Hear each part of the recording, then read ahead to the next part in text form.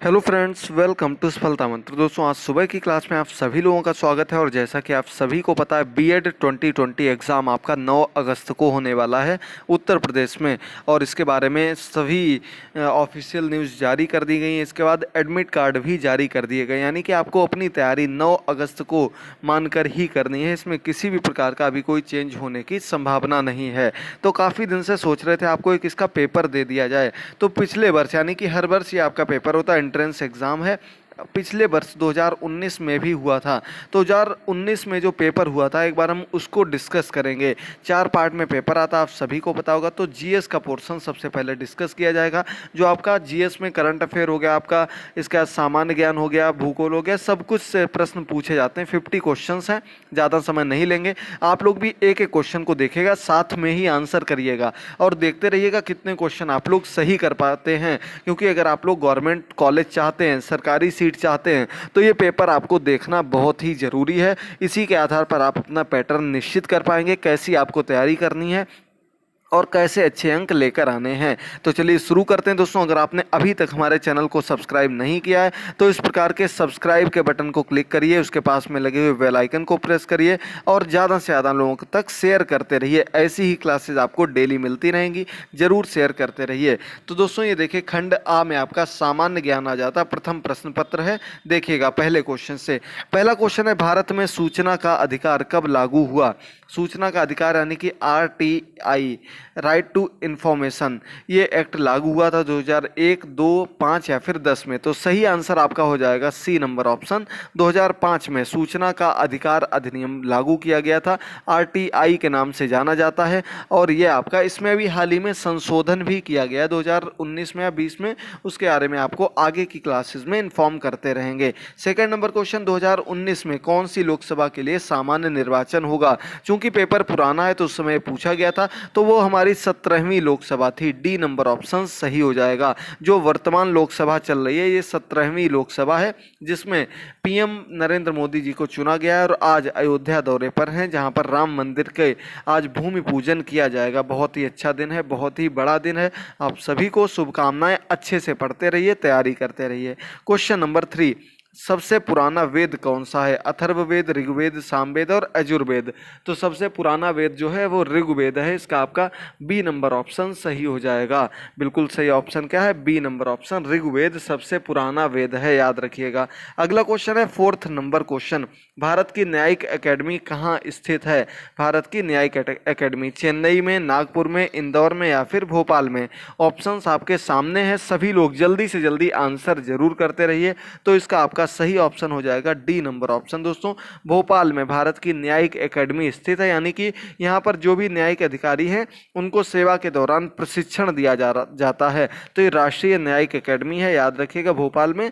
और आगे बढ़ते हैं अगले 5 नंबर क्वेश्चन पर। रेड क्रॉस का मुख्यालय कहाँ पर है? तो दोस्तों, रेड क्रॉस एक बहुत ही बड़ी अंतर्राष्ट्रीय संगठन है और इसका मेन उद्देश्य जो है वो सामाजिक जीवन बचाए रखना, मानव को आगे बढ़ाना, यानी कि मानवीय जीवन से संबंधित ये संस्था है। अलग अलग बहुत बड़े बड़े कार्य करती रहती है। इसका मुख्यालय मार्किस, जेनेवा, दावोस या फिर न्यूयॉर्क। तो दोस्तों, रेड क्रॉस का जो मुख्यालय है हमारा, ये जेनेवा में स्थित है। जेनेवा यानी कि स्विट्जरलैंड। बी नंबर ऑप्शन बिल्कुल सही हो जाएगा। 1863 में इसकी स्थापना हुई थी। अगला क्वेश्चन, 6 नंबर क्वेश्चन। चूंकि 50 क्वेश्चन है, ज़्यादा समय नहीं लेंगे। आप लोग सोचेंगे बहुत ज़्यादा टाइम ले रहे हैं, बहुत ज़्यादा टाइम लग रहा है क्लास में, इस वजह से। तो आनुवांशिकता के जनक के रूप में कौन प्रख्यात वैज्ञानिक हैं? आनुवांशिकता का जनक किसको कहा जाता है? जॉनसन, जे मेंडल या फिर FB मॉरिसन या फिर मॉर्गन? तो सही आंसर आपका है बी नंबर ऑप्शन, जे मेंडल को आनुवांशिकता का जनक कहा जाता है, हेरेडिटी का जनक कहा जाता है। इन्होंने सबसे पहले जो प्रयोग किया था, मटर के दाने पर प्रयोग किया गया था। बहुत बार क्वेश्चन पूछा जा चुका है, इसीलिए याद रखिएगा। अगला question, Indian space research organisation, जिसे हम इसरो के नाम से जानते हैं, इसका मुख्यालय कहाँ पर स्थित है? बेंगलोर, चेन्नई, अहमदाबाद या फिर पोखरन? तो दोस्तों, इसरो का जो मुख्यालय स्थित है ये आपका बेंगलोर में स्थित है। इसरो भारत की स्पेस एजेंसी है, स्पेस रिसर्च एजेंसी है।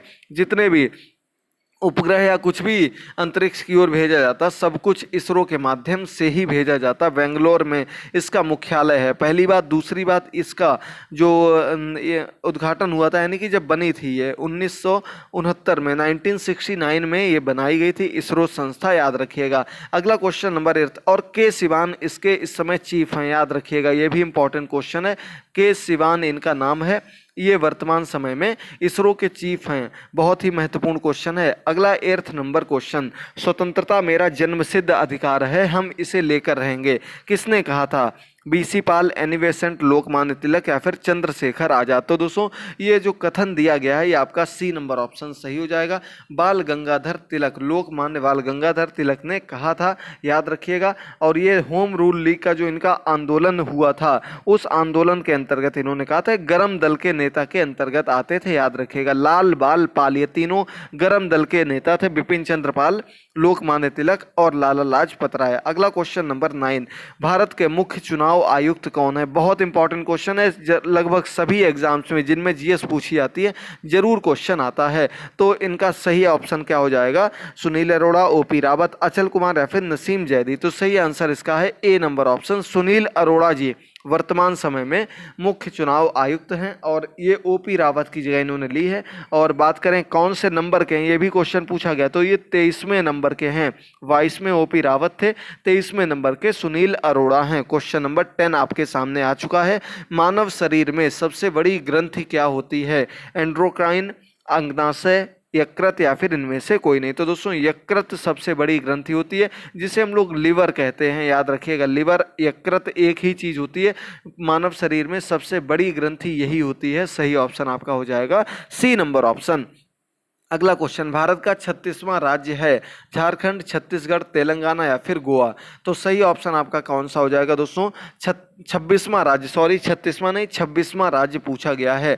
तो 26वें नंबर का राज्य बना था आपका, देखिए बी नंबर ऑप्शन, छत्तीसगढ़। इस प्रकार से देखिए बीच का पूछ दिया जाता। अब क्वेश्चन आपका बन सकता है कि जो आपके जम्मू कश्मीर और इनको केंद्र शासित लद्दाख को अलग अलग बनाया गया, ये कब बनाया गया? इस प्रकार से क्वेश्चन बन सकता है, जो कि आपको आगे की क्लासेस में हम सब कुछ कवर कराएंगे। एक एक पॉइंट बाय पॉइंट आपको 3 से 4 दिन में 2-2, 3-3 क्लासेस देकर कवर करा देंगे। बस आप लोग ज़्यादा से ज़्यादा सपोर्ट करते रहिए, क्लासेस को देखते रहिए। टेलीग्राम पर आपको इन क्लासेस के जो पीडीएफ हैं वो भी मिलते रहेंगे, लिंक नीचे दिया गया। जरूर ज़्यादा से ज़्यादा लोग जुड़िएगा। आज शाम को ही इसकी पीडीएफ आपको वहाँ पर भेज दी जाएगी। अगला क्वेश्चन नंबर 12, सारनाथ किस प्रदेश में स्थित है? तो दोस्तों सारनाथ सही आंसर क्या हो जाएगा? केरल, मध्य प्रदेश, झारखंड या फिर उत्तर प्रदेश। ये सबको पता होगा, झारखंड जो है उत्तर प्रदेश में स्थित है, बनारस से लगा हुआ है, लगभग बनारस में ही मान के चलिए, बनारस में ही है। और ये प्रसिद्ध किसके लिए? तो भगवान बुद्ध ने यहाँ पर अपना पहला उपदेश दिया था, इसलिए ये प्रसिद्ध है, भगवान बुद्ध से संबंधित है। अगला क्वेश्चन नंबर 13, राष्ट्रीय विज्ञान दिवस कब मनाया जाता है?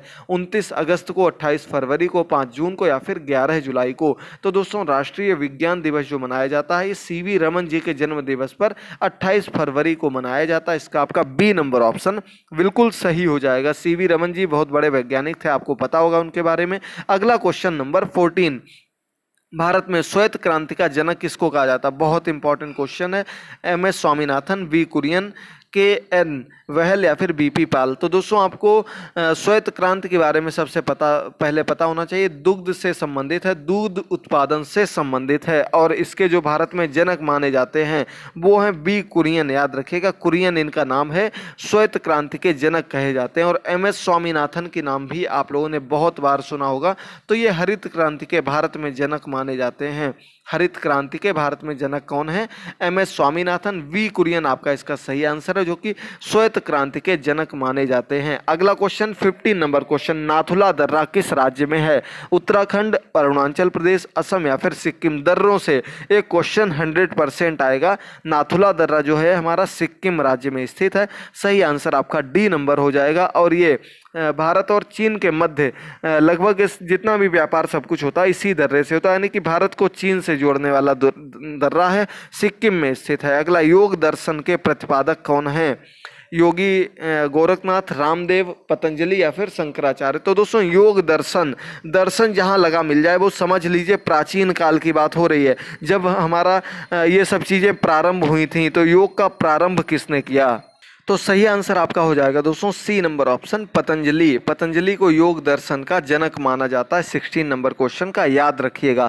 अगला क्वेश्चन अब सीधे सीधे आपको आंसर देते चलेंगे, समय अधिक लग रहा है और क्वेश्चन ज़्यादा हैं, तो आप लोग भी कम समय में सभी क्वेश्चन को देखिएगा और आंसर भी करते रहिएगा। नहीं आंसर आते तो समझ लीजिएगा, बाद में दोबारा से इन क्वेश्चन को या आगे क्वेश्चन को करते रहिएगा। क्वेश्चन नंबर 17, भारत में सिलिकॉन वैली है, यानी कि भारत में सिलिकॉन वैली किसको कहा जाता है? असल रूप में सिलिकॉन वैली जगह है, यूएसए में है। यहाँ पर सभी ज़्यादातर सॉफ्टवेयर कंपनियां एक ही स्थान पर हैं और भारत के सिलिकॉन वैली कहा जाता है बेंगलोर को, क्योंकि यह भी सॉफ्टवेयर आईटी के क्षेत्र का बहुत बड़ा एरिया माना जाता है। अगला क्वेश्चन है 18 नंबर, ब्रह्मोस क्या है? आपने नाम तो सुना होगा ब्रह्मोस, लेकिन ये आखिर है क्या? किसको ब्रह्मोस कहा जाता? तो इसका आपका सही आंसर हो जाएगा सी नंबर ऑप्शन, एक प्रक्षेपास्त्र है। यानी कि जब हम किसी चीज को भेजते हैं तो प्रक्षेपास्त्र की सुपरसोनिक क्रूज मिसाइल के नाम से जानते हैं इसको, इसका नाम है ब्रह्मोस, याद रखिएगा दोस्तों।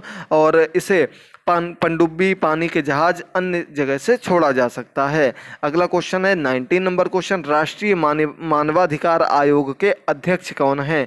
तो राष्ट्रीय मानवाधिकार आयोग के अध्यक्ष आपको बताना है। ऑप्शंस आपके सामने दिए गए हैं। 19 नंबर क्वेश्चन जल्दी से बताइएगा। तो सही आंसर हमारा है B number option, H L. Dattu. ये राष्ट्रीय मानवाधिकार आयोग के अध्यक्ष हैं, याद रखिएगा, इंपॉर्टेंट क्वेश्चन है।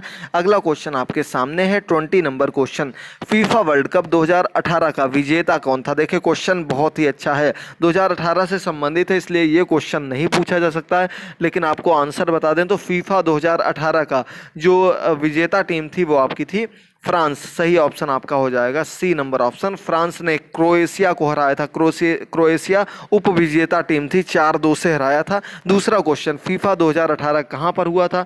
तो ये आपका आंसर हो जाएगा दोस्तों रसिया में, रूस में हुआ था फीफा 2018। लेकिन क्वेश्चन जो आपका बनेगा कहाँ, कौन सा बनेगा?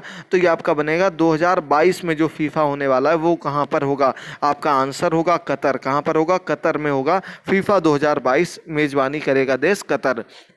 अगला क्वेश्चन है 22 नंबर क्वेश्चन, 21 नंबर क्वेश्चन, 2020 का टी20 वर्ल्ड कप खेला जाएगा। तो दोस्तों 2020 का टी20 वर्ल्ड कप स्थगित कर दिया गया, आप लोगों को पता होगा कोविड-19 की वजह से। वैसे ये कहाँ होने वाला था ये भी क्वेश्चन नहीं पूछा जाएगा, इसका आपका सही आंसर हो जाएगा डी नंबर ऑप्शन, ऑस्ट्रेलिया में इसका आयोजन होने वाला था। और केवल ऑस्ट्रेलिया में ही नहीं, ऑस्ट्रेलिया के साथ न्यूजीलैंड में भी इसका आयोजन होने वाला था, याद रखिएगा। 22 नंबर क्वेश्चन, प्रसिद्ध खिलाड़ी पेले किससे संबंधित हैं? पेले का नाम आप लोगों ने सुना होगा और ये खिलाड़ी जो संबंधित हैं ये ब्राजील के खिलाड़ी हैं। किस खेल से संबंधित हैं? तो फुटबॉल के खिलाड़ी हैं, फुटबॉल के खिलाड़ी हैं, ब्राजील से संबंधित हैं, नाम है इनका पेले, याद रखिएगा, बहुत प्रसिद्ध प्लेयरों में से एक हैं। अगला क्वेश्चन 23 नंबर क्वेश्चन, रेशम कीट पालन को क्या कहते हैं? रेशम कीट जो पालन किया जाता है इसे अगर दूसरे शब्दों में कहा जाए तो हम क्या कहते हैं? तो इसका सही ऑप्शन हो जाएगा दोस्तों सेरीकल्चर के नाम से कहा जाता है रेशम कीट पालन को। इसके अलावा एपीकल्चर जो होती है ये आपकी कहलाती मधुमक्खी पालन, याद रखिएगा दोस्तों, मधुमक्खी पालन आपकी होती है एपीकल्चर।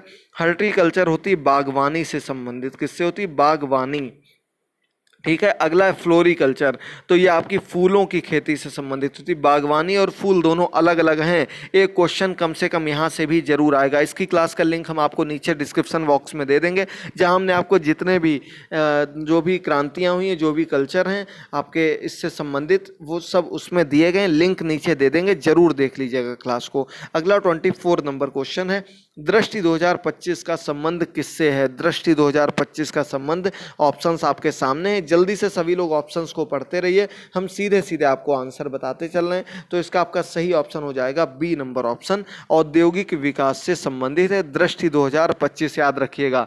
और इसके अंतर्गत भारत का औद्योगिक विकास कराया जाए, इससे संबंधित है। अगला क्वेश्चन 25 नंबर, निम्नलिखित में से प्राथमिक रंग कौन से हैं? तो आपको बताना दोस्तों प्राथमिक रंग कौन कौन से होते हैं जिनसे मिलाकर अलग अलग रंग बनाए जाते हैं। तो इसका सही ऑप्शन आपका हो जाएगा दोस्तों, ऑप्शंस जल्दी से देखेगा कौन कौन से हैं। तो आपका एक तो लाल रंग होता है, दूसरा हरा रंग होता है, तीसरा आपका नीला रंग होता है। ये तीनों आपके किसके अंतर्गत आ जाते हैं? लाल, हरा, नीला। देखिए किस में दिया गया है, बी नंबर ऑप्शन में दिया गया लाल, नीला और हरा, यही वाला ऑप्शन बिल्कुल सही हो जाएगा, याद रखिएगा। और इसके अलावा द्वितीयक रंग कौन से होते हैं, तो जो दो प्राइमरी रंग से मिलकर के अलग अलग रंग बनते हैं उनको हम द्वितीयक रंग कहते हैं, याद रखिएगा। अगला क्वेश्चन है 26 नंबर क्वेश्चन, भारत के प्रथम उपराष्ट्रपति कौन थे, प्रथम पूछे गए हैं। तो प्रथम उपराष्ट्रपति का नाम आप लोगों ने सुना होगा, किसको कहा जाता है, डॉक्टर सर्वपल्ली राधाकृष्णन प्रथम उपराष्ट्रपति और द्वितीय राष्ट्रपति यही थे। इसका आपका ए नंबर ऑप्शन सही हो जाएगा। बहुत ही प्रसिद्ध व्यक्ति थे और शिक्षा के क्षेत्र में काफ़ी योगदान इन्होंने किए हैं, इन्हीं के नाम पर शिक्षक दिवस मनाया जाता है। अगला 27 नंबर क्वेश्चन, राइडर कप किस खेल से संबंधित है। तो दोस्तों राइडर कप जो संबंधित है ये आपका गोल्फ से संबंधित है। गोल्फ आपने देखा होगा, एक खेल होता है जिसमें बॉल को दूर तक गड्ढे में फेंकना होता है, इस प्रकार से खेला जाता है। आपको सीधे सीधे भाषा में बताए दे रहे हैं। अगला क्वेश्चन, मेक इन इंडिया का लोगो क्या है। तो दोस्तों मेक इन इंडिया भारत में ही बनाई गई चीज़ों को भारत में और अन्य जगह पहुंचाना, अपने देश को बढ़ावा देना, ये मेक इन इंडिया के अंतर्गत आता है। और इसका लोगो जो बनाया गया है वो शेर बनाया गया है। शेर भी कैसे, मशीनरी से बनाया हुआ शेर। इसका आपका बी नंबर ऑप्शन बिल्कुल सही हो जाएगा। ये भारत को उत्पादन और औद्योगिक के क्षेत्र में बढ़ावा देने के लिए किया गया है। अगला क्वेश्चन है 29 नंबर क्वेश्चन, राष्ट्रपति के द्वारा राज्यसभा में के लिए कितने सदस्य नामित किए जाते हैं। तो दोस्तों राष्ट्रपति जो राज्यसभा में सदस्य नामित करते हैं उनकी संख्या होती है दोस्तों 12। इसका आपका सी नंबर ऑप्शन बिल्कुल सही हो जाएगा। 29 नंबर क्वेश्चन का 12 सदस्य होते हैं राज्यसभा के लिए। और एक बात और याद रखिएगा, 2 सदस्य होते हैं लोकसभा के लिए। लोकसभा में 2 सदस्य नामित करते हैं और राज्यसभा में 12 सदस्य। अगला क्वेश्चन, विश्व जनसंख्या दिवस कब मनाया जाता है। तो दोस्तों विश्व जनसंख्या दिवस मनाया जाता है आपका 11 जुलाई को। बी नंबर ऑप्शन बिल्कुल सही हो जाएगा। 11 जुलाई को विश्व जनसंख्या दिवस मनाया जाता है। अगला 31वां क्वेश्चन है, तारों के मध्य दूरी ज्ञात करने की इकाई क्या होती है। तारों के मध्य की दूरी ज्ञात करने की इकाई, ऑप्शंस देखिए, आंसर करिए। बहुत इजी क्वेश्चन है, छोटी क्लास से ही आप लोग पढ़ते हुए आ रहे हैं। सही आंसर है आपका प्रकाश वर्ष। लाइट ईयर जो होता है प्रकाश वर्ष, ये तारों के मध्य की दूरी, किसी भी अंतरिक्ष में कोई भी दूरी मापी जाए वो आपकी प्रकाश वर्ष में ही मापी जाती है, याद रखिएगा। अगला क्वेश्चन आपका 32 नंबर क्वेश्चन, पीलिया से दुष्प्रभाव होता है। पीलिया रोग आपने देखा होगा, पीलिया रोग से किस अंग पर प्रभाव पड़ता है। इसे जॉइंटिस भी कहते हैं और हेपेटाइटिस भी इसी से संबंधित होता है। और इसमें सबसे ज़्यादा प्रभाव लिवर पर पड़ता है, कोई भी चीज़ पचती नहीं है सही से। सही ऑप्शन सी नंबर ऑप्शन है, यकृत पर पीलिया रोग का सबसे ज़्यादा प्रभाव पड़ता है, दुष्प्रभाव पड़ता है। अगला क्वेश्चन, मदर इंडिया पुस्तक लिखी गई थी। मदर इंडिया पुस्तक किसके द्वारा लिखी गई थी, बताइएगा जल्दी से। आपके सामने सभी ऑप्शंस लिखे गए, कैथरीन मेयो के द्वारा। इसका आपका ए नंबर ऑप्शन बिल्कुल सही हो जाएगा। ये एक अमेरिकन साहित्यकार थी, इतिहासकार थी। इन्होंने ही भारतीय संस्कृति पर हमला करते, भारतीय संस्कृति पर लिखी थी। इसका आपका सही ऑप्शन हो जाएगा कैथरीन मेयो। अगला क्वेश्चन आपके सामने है, भारत में जीएसटी कब लागू किया गया। बहुत अच्छा क्वेश्चन, पुराना हो चुका, इसलिए नए क्वेश्चंस की बात की जाए तो कश्मीर में 370 धारा कब हटाई गई। इसके अलावा इसी से संबंधित 1-2 क्वेश्चन और जो आपसे जरूर पूछे जाएंगे, 100% पूछे जाएंगे, वो ये क्वेश्चंस हैं, आपको याद रखने हैं। 34वां क्वेश्चन है, जीएसटी कब लागू किया गया। गुड्स एंड सर्विस टैक्स जो लगाया गया था केंद्र सरकार के द्वारा लगाया गया था, वस्तु एवं सेवा कर के नाम से जानते हैं। और ये 1 जुलाई 2017 को लागू किया गया था। इसका आपका बी नंबर ऑप्शन बिल्कुल सही हो जाएगा। अगला 35 नंबर क्वेश्चन है, मशहूर टीवी पत्रकार रजत शर्मा किस चैनल से संबंधित हैं। तो दोस्तों रजत शर्मा आपने सुना होगा, आपकी अदालत नाम से बहुत ही प्रसिद्ध एक सीरियल चलाते हैं, अपना शो चलाते हैं। इसका आपका सही आंसर है इंडिया टीवी। इंडिया टीवी के लगभग मतलब मेन पत्रकार यही हैं और इन्हीं का ही पूरा चैनल है। अगला क्वेश्चन 36 नंबर, पद्म विभूषण 2019 विजेता तीजन बाई किस राज्य से संबंधित हैं। तीजन बाई एक कह सकते हैं संगीत और वाद्य यंत्र से संबंधित हैं, बहुत ही प्रसिद्ध हैं तीजन बाई, और ये छत्तीसगढ़ से संबंधित हैं। सही ऑप्शन आपका क्या हो जाएगा, बी नंबर हो जाएगा सही ऑप्शन। छत्तीसगढ़ में ये लोकगीत नाट्य की पहली कलाकार मानी जाती हैं और इनको हाल ही में पद्म विभूषण से सम्मानित किया गया था, याद रखिएगा। अगला क्वेश्चन आपके सामने 37 नंबर, वो माउंट बेटन योजना की घोषणा किस वर्ष की गई? माउंट बेटन योजना, चलिए जल्दी से बताइएगा। माउंट बेटन आपको पता होगा अंतिम गवर्नर थे और सही ऑप्शन आपका हो जाएगा दोस्तों 1948, डी नंबर ऑप्शन सही हो जाएगा। 3 जून 1948 को माउंट बेटन के द्वारा राजनीतिक समस्याओं के समाधान के लिए एक योजना प्रस्तुत की गई थी। इसका आपका आंसर है डी नंबर ऑप्शन। आगे बढ़ते हैं अगले क्वेश्चन पर। प्रथम सरस्वती सम्मान किसे दिया गया? तो दोस्तों सरस्वती सम्मान जो है ये आपका साहित्य से संबंधित एक अवार्ड है और ये प्रथम सरस्वती सम्मान दिया गया था हरिवंश राय बच्चन को। ए नंबर ऑप्शन सही हो जाएगा। कब दिया गया था? तो ये 1991 में इनको दिया गया था, याद रखिएगा। अगला क्वेश्चन है 39 नंबर क्वेश्चन। श्री प्रकाश जावड़ेकर द्वारा फरवरी 2019 में शुरू किया गया ऑपरेशन कौन सा था? प्रकाश जावड़ेकर आपको पता होगा पर्यावरण से संबंधित मंत्री हैं, अन्य भी क्षेत्रों से संबंधित मंत्री हैं। तो इन्होंने हाल ही में कौन सा, 2019 की बात हो रही, तो ऑपरेशन डिजिटल ब्लैक बोर्ड इन्होंने किया था। इसका आपका सही ऑप्शन हो जाएगा ए नंबर ऑप्शन, स्कूली शिक्षा से संबंधित। नई शिक्षा नीति से भी 1-2 क्वेश्चन बन सकते हैं, लेकिन ज़्यादा क्वेश्चंस नहीं आएंगे क्योंकि पेपर आपका पहले ही बन चुका है, सिर्फ होने को रह गया है। अगला 40 नंबर क्वेश्चन। प्रथम भारतीय जिन्हें भारत रत्न अवार्ड मिला, तो प्रथम भारतीय इनमें से कौन थे जिनको भारत रत्न पुरस्कार दिया गया? और इसका आपका सही ऑप्शन हो जाएगा C number option, doctor S Radhakrishnan. हमने आपको बताया बहुत ही प्रसिद्ध व्यक्ति रहे हैं।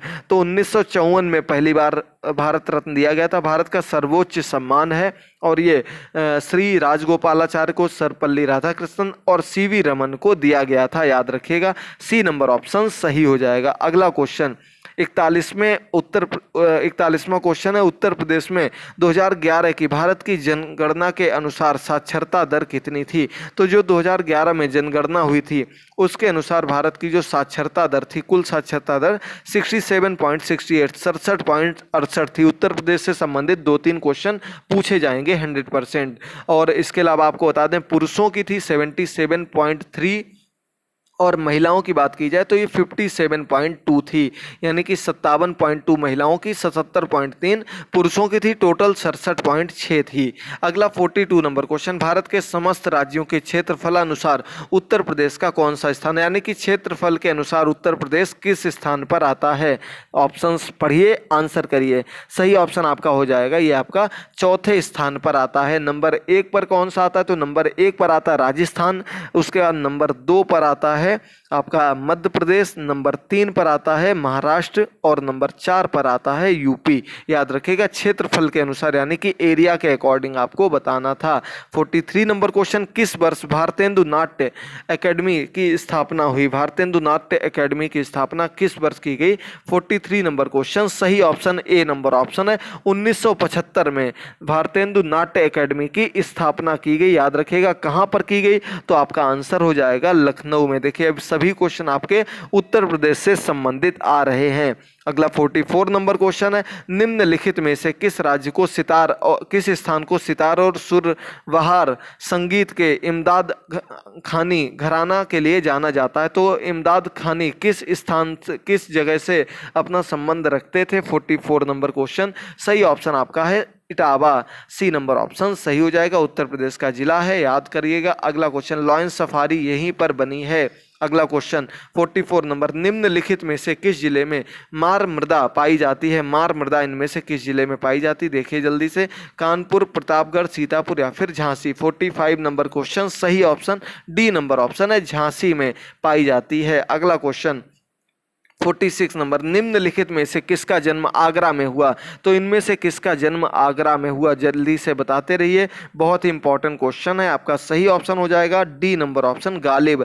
नाम आप लोगों ने जरूर सुना होगा मिर्जा गालिब का, बहुत ही महान, बहुत ही प्रसिद्ध शायर हुए हैं और बहादुर शाह जफर के दरबारी कवियों में से एक थे और इनका जन्म हुआ था आगरा में, याद रखिएगा। अगला क्वेश्चन आपके सामने 47 नंबर क्वेश्चन। निम्नलिखित में से किस नगर में राजकीय ललित कला एकेडमी उत्तर प्रदेश स्थित है? ललित कला एकेडमी उत्तर प्रदेश की जो है वो कहां पर स्थित है, किस नगर में स्थित है? 47 नंबर क्वेश्चन। सही ऑप्शन आपका हो जाएगा ए नंबर ऑप्शन। ये सभी उत्तर प्रदेश के संस्थान, देश के संस्थान, इसका लिंक भी नीचे दे देंगे। आप लोग इन क्लासेस को जरूर देखेगा, 2-3 अंक का आपके 100% पक्के हो जाएंगे। अभी सिर्फ हमने खंड 1 पूरा कर पाया है, 4 खंड का पेपर होता है, इसमें आपकी हिंदी हो जाती है, इसके बाद आपकी जीएस हो जाती है। तीसरे नंबर पर आपकी पेपर 2 के अंतर्गत साइंस आर्ट्स में से एक सब्जेक्ट हो जाता है और एक रीजनिंग का पोर्शन होता है। ये आपका पूरा पेपर का पैटर्न होता है, आपको सभी को हल करना है, माइनस मार्किंग भी है। तो जितना पढ़िए, सटीक पढ़िए, जो आपके एग्जाम में आने के सबसे ज़्यादा चांसेस हैं। अंतिम समय में इन क्लासेस को पाने के लिए चैनल को सब्सक्राइब करना मत भूलिएगा। जरूर अधिक से अधिक चैनल को सब्सक्राइब करके बेल आइकन को प्रेस करिए और टेलीग्राम पर लिंक आपको सभी क्लासेस के और सभी पीडीएफ बिल्कुल फ्री में मिलते रहेंगे। अगला 48 नंबर क्वेश्चन दिया गया, निम्नलिखित में से किसने शंभू महाराज को हिंदुस्तानी शास्त्रीय संगीत की शिक्षा दी। शंभू महाराज हिंदुस्तानी शास्त्रीय साहित्य से संबंधित हैं। इनको शिक्षा किसने दी थी? कथक नृत्य से संबंध रखते हैं। इसका सही आंसर हो जाएगा आपका 48 नंबर क्वेश्चन का बी ऑप्शन, रहीमुद्दीन खान ने इनको शिक्षा दी थी, याद रखिएगा। और ये लखनऊ से संबंधित थे, जो शंभू जी महाराज ये लखनऊ से संबंधित थे। 49 नंबर क्वेश्चन है, निम्नलिखित में से कौन उत्तर प्रदेश की प्रथम महिला मुख्यमंत्री थी? यहाँ बात हो रही दोस्तों मुख्यमंत्री की, तो महिला मुख्यमंत्री का आपका सही आंसर हो जाएगा दोस्तों B number option, Sucheta Kripalani. ये आपकी सुचेता कृपलानी उत्तर प्रदेश की प्रथम महिला मुख्यमंत्री बनाई गई थी और ये 1974 में बनाई गई थी।